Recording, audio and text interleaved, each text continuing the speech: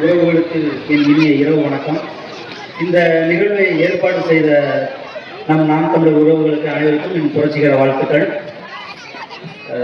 பெரிய பேச்சாளர் கிடையாது. நான் முக்கியமாக சொல்ல வேண்டிய விஷயத்தை சொல்ல ஆரம்பிச்சிடறேன்.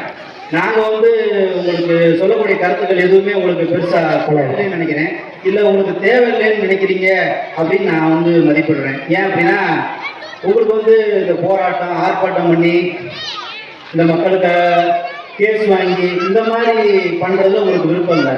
அதுக்கு பேர என்ன பண்ணலாம் அப்படின்னா, ஒரு கொஞ்சம் கஷ்டப்படுற மாதிரி ஏதாவது ரோட்டில் ஒரு பாட்டி நடந்து போயிருந்துச்சுன்னா அந்த பாட்டியை கட்டி பிடிச்சி, பாட்டி நீங்கள் நடந்து போகாதீங்க, ரொம்ப கஷ்டமாக இருக்குது எங்களுக்கு அப்படின்னு சொல்லி கட்டி பிடிச்சி ஒரு ரீல்ஸ் போட்டிருந்தா லைக்ஸும் ஷேர்ஸும் பண்ணியிருப்பீங்க நிறைய பேருக்கு. அண்ணனும் அந்த மாதிரி விஷயங்களை பண்ணியிருந்தா ஒருவேளை நீங்கள் அண்ணன் கொண்டாடிக்க வாய்ப்பு இருக்குது. அதுபோல நாங்கள் களத்தில் இறங்கி மக்களுக்காக போராடுறதுனால எங்களோட அருமை உங்களுக்கு தெரியலன்னு நினைக்கிறேன். இளைஞர்கள் மிகப்பெரிய அளவோட எழுச்சியோட வந்தாங்க. தேர்தலுக்கு முன்னாடி நாங்கள் அப்படி நம்பினோம். நிறைய இளைஞர்கள் எழுச்சியோட வந்திருக்காங்க.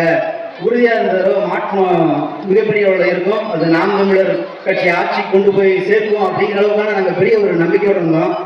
ஆனால் பெரிய ஏமாற்றத்தை தான் கொடுத்துருக்காங்க. ஏன்னா இளைஞர்கள் எங்கே இருக்கிறாங்க அப்படிங்கிறது எங்களுக்கு இந்த தேர்தல் முடிவு தான் தெரிய வந்துச்சு. அவங்க நிறைய ரீல்ஸ் பார்க்குறதுலையும் அவங்க சினிமாக்குள்ள அதிகமாக நாட்டம் செலுத்தி அதில் தன்னுடைய நேரங்களை செலவிட்டதாகவும் நாங்கள் பார்த்தோம். அவங்க மக்கள் பிரச்சனையை பெருசாக கண்டுக்கல, அவர் படக்கூடிய கஷ்டங்களை கண்டுக்கல. அது போல தன்னுடைய தான் சார்ந்த தலைவன், தான் சார்ந்த அந்த நடிகன் ஜெயிக்கணும், திரையில் எப்படி ஜெயிச்சாரோ அதை தலைவன் ஜெயிக்கணும்னு நினைச்சாங்க தவிர ஒரு சரியானவரா அப்படிங்கிறத பற்றி யாருமே சிந்திக்கலை. மக்கள் மாற்றத்தை விரும்பியிருக்காங்க. ஆனால் அவர்கள் சரியான தலைவனை தேர்ந்தெடுக்கக்கூடிய அந்த இது கெப்பாசிட்டி இல்லைன்னு தான் நான் நினைக்கிறேன். ஏன் அப்படி சொல்கிறேன் அப்படின்னா, திரையில் தலைவனை தேடி இருக்காங்க. தரையில் தனக்கு முன்னாடி 15 வருஷமாக போராடினவனை இடது கையால் இடறி விட்டு தள்ளி விட்டு தனக்காக நின்றவனை அவங்க புறந்தள்ளி இந்த நிலத்துக்கு எந்தவித போராட்டத்துக்கும் எந்தவித பிரச்சனைக்கும் குரல் கொடுக்காத ஒருத்தனை தலைவனை நிப்பாட்டிட்டாங்க. குறிப்பாக சொல்ல போனால் தான் வாக்கு செலுத்தின ஒவ்வொரு தொகுதியிலையும் யார் நமக்கான வேட்பாளர், அவங்களுடைய பின்னணி என்ன, எது குறித்தும் எதை பற்றி அவங்க கவலைப்படல. இப்போதான் ஒவ்வொன்றா வெளியே வந்துகிட்டு இருக்குது.